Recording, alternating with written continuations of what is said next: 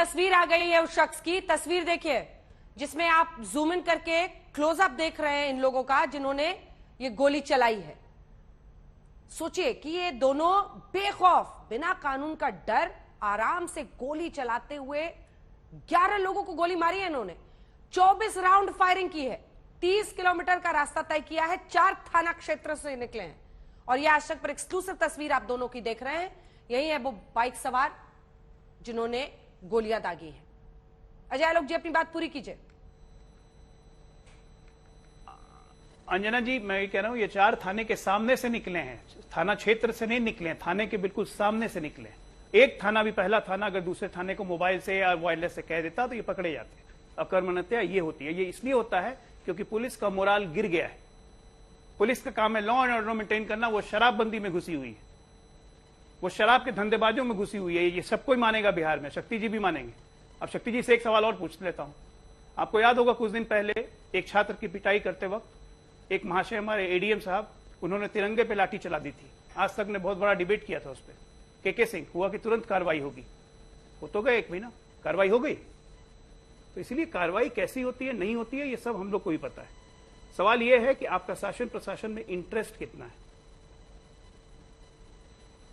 आगे कार्रवाई के लिए सारी संचिकाएं उसको लिख कर अनुमोदन भेज गया है। आप जानते हैं कि प्रक्रिया के तहत नहीं करिएगा तो किसी को निलंबन और उस पर कार्रवाई नहीं करिएगा तो कल कोर्ट जाएगा। सलाह है तेजस्वी यादव जी को गृह मंत्रालय संभाल लेना चाहिए। मेरी सलाह है तेजस्वी यादव को। रोहित हमारे सहयोगी हमारे साथ जुड़ रहे हैं। रोहित, वो तस्वीर हम दिखा रहे हैं बाइक सवारों की जिन्होंने ये अपराध, ये गोलियां चलाई हैं वहां पर। क्या जानकारी है, क्या अपडेट है उस पर? देखिए अंजना, ये तस्वीर जो है अभी पुलिस की तरफ से जारी की गई है और जिसमें साफ तौर पर दिख रहा है कि 4 लोग हैं। यानी कि जो खबर सुबह से चल रही थी कि शायद 2 ही अपराधी थे जो बाइक पर सवार थे, वैसी बात नहीं है। 4 अपराधी थे इस पूरी घटना में शामिल, जो कि 2 मोटरसाइकिल पर सवार थे और लगातार फायरिंग कर रहे थे। और अब जब ये तस्वीर इन 4 लोगों के सामने आई है, 4 अपराधियों के सामने आई है, तो उसके बाद पुलिस महकमा ने अभी इन तस्वीरों को आसपास के जो जिले हैं, जो कि पटना, नालंदा, लखीसराय, वहां पे एसपी के साथ इस फोटो को साझा किया है ताकि इन 4 की पहचान की जा सके। लेकिन बड़ी खबर इस वक्त यही है कि अब इस पूरी घटना में केवल 2 अपराधी नहीं बल्कि 4 अपराधी शामिल थे, जिस तरीके से बेगूसराय में शूट आउट हुई थी। और अब इन 4 की पुलिस को तलाश है। 4 संदिग्ध हैं, मतलब 2 बाइक सवार थे और फिर भी निकल गए। 4 थानों के आगे से निकल गए, मारते हुए लोगों को गोलियां बरसाते हुए रोहित निकल गए।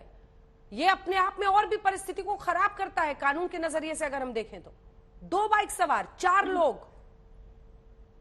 बिल्कुल, जिस तरीके की घटना घटी है, चाहे वो बहुत कह सकते हैं कि लापरवाही साफ तौर पर देखी जा रही है कि 4 अपराधी थे, 2 बाइक पे सवार थे, पिस्तौल था उनके हाथों में। 30 किलोमीटर का एक सफर था बछवाड़ा से लेकर चकिया थाने तक में, और इस 30 किलोमीटर के दौरान ये ताबड़तोड़ फायरिंग करते रहे। तकरीबन 2 दर्जन से भी ज्यादा राउंड फायर की गई। रोहित, उसके बाद भी जो हम वीडियो दिखा रहे हैं रोहित, उसमें कई बार जो येलो टी शर्ट वाला आदमी है, ये व्हाइट टी शर्ट वाले 2 और येलो टी शर्ट वाला वो दिखता है, कभी ये दिखते हैं, ये दिखते हैं। इसमें लगता है जैसे वो अकेले बैठा हुआ है। हो सकता है कि स्टिल वीडियो में से लेने की वजह से ऐसा लग रहा हो, लेकिन ये आगे पीछे भी चल रहे थे। थोड़े डिस्टेंस पर ऐसा लगता है कि चल रहे थे एक दूसरे से, कभी पास भी आते थे, कभी दूर भी हो जाते थे। जी बिल्कुल, देखिए जिस तरीके से ये तस्वीरें ली गई है, वहां तो दिख रहा है कि दोनों पास में है, लेकिन जो सीसीटीवी फुटेज आया था उसमें जो दिख रहा है कि लोग कुछ दूरी पर भी है, एक मौके पर नजर आ रहे हैं।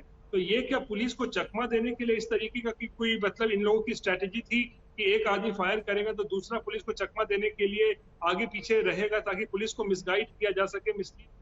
चलिए ठीक है, धन्यवाद आपका इस तमाम जानकारी के लिए।